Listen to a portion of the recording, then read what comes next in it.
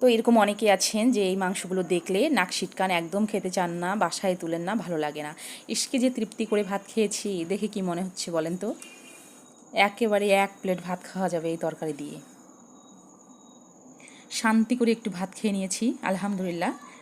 আপনাদের সঙ্গে শেয়ার করছি। তো এরকম খেতে কার না ভালো লাগে বলেন তো? অনেকে আছে এই মাংসটা একেবারেই পছন্দ করেন না। তো আজকে আমি আপনাদের সঙ্গে রেসিপিটা শেয়ার করব। চলুন চলে যাওয়া যাক আমার রান্নাঘরে, শেয়ার করি আপনাদের সঙ্গে।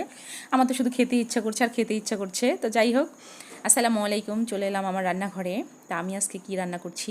ব্রয়লার মুরগির মাংস। অনেকে ব্রয়লার পছন্দ করেন না, একেবারেই খেতে চান না। তো তাদের জন্য এই রেসিপিটা শেয়ার করলাম। আমি তেলের মধ্যে মাংসটা ভেজে নিয়েছি, একেবারে একটু বড় বড় পিচ করেই।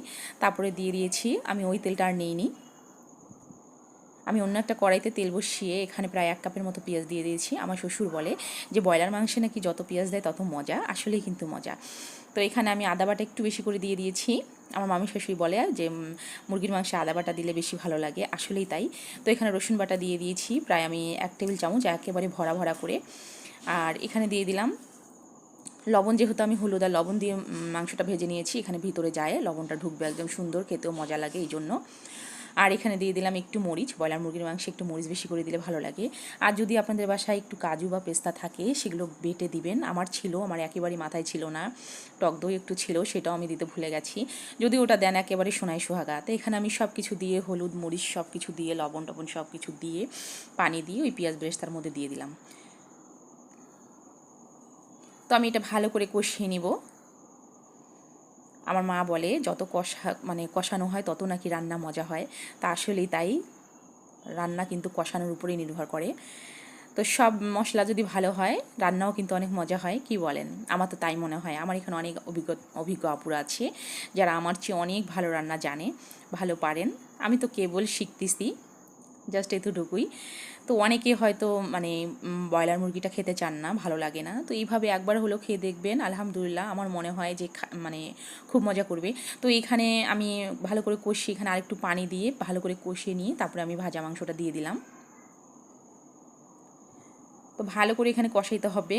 হ্যাঁ, না কষালে ব্রয়লার মাংস একটা গন্ধ থাকে, সেটা থেকেই যায়। কিন্তু এখানে একেবারেই কোনো গন্ধ থাকে না। এটা আমার ছোট ভাইয়ের পছন্দ, আমার মা এইভাবে রান্না করে দেয়। আমি আমার মায়ের থেকে শিখেছি এই রান্নাটা, আলহামদুলিল্লাহ। তো আমি এখানে কলিজাটা দিয়ে দিয়েছি। কলিজা যেহেতু নরমই হয়, এটা যখন একটু পানিটা ফুটে বা বলক আসে তখন কলিজাটা দিয়ে দিলে আর কলিজাটা ভাঙবে না। তো এখানে আমি সুন্দর করে একেবারে কষিয়ে টুষিয়ে নিচ্ছি। আর এইখানে ভাজা মশলা দিয়ে দিয়েছি। এটা আমার বাড়ির কিন্তু একেবারে আমার হোমমেড, আমার বানানো মশলা। এখানে সব গরম মশলা অ্যাড করি। এটাও আমার হচ্ছে আমার ইয়াতে আছে, পেজে আছে, যদি চান কেউ দেখতে পারেন।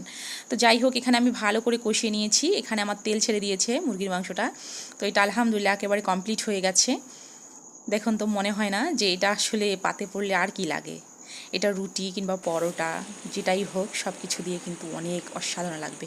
তো এই তো আলহামদুলিল্লাহ চলে এলাম, আমি আপনাদের সঙ্গে শেয়ার করছি। আর পাচ্ছিলাম না নিজেকে ধরে রাখতে। তো ভাবলাম যে না, যাই একটু খেয়ে আগে দেখাই একদম কেমন লাগছে। তো আলহামদুলিল্লাহ এখানে তো আমি খুব তৃপ্তি করে খেয়েছি। আপনাদের কেমন লাগলো অবশ্যই একটা সুন্দর কমেন্ট করে যাবেন। আপনাদের একটা কমেন্টই আমাদের তো অনেক কিছু, আপনাদের একটা কমেন্ট, একটা লাইক, তো কেমন লাগলো অবশ্যই বলবেন। একবার হলেও কিন্তু এই রেসিপিটা ট্রাই করবেন, তাহলে কিন্তু ব্রয়লার মুরগির প্রতি আর কোনো অনীহা থাকবে না। তো কেমন লেগেছে? আলহামদুলিল্লাহ আমি তো খুব তৃপ্তি করে ভাত খেয়েছি। এটার চেয়ে কি শান্তি আর হয়? আমাদের মাসে 6 মাস পরে একবার হলেও আমরা একটু ব্রয়লার মুরগি খাই। তো এই পর্যন্ত ছিল এনাফ ফর টুডে। আল্লাহ হাফিজ, আসসালামু আলাইকুম।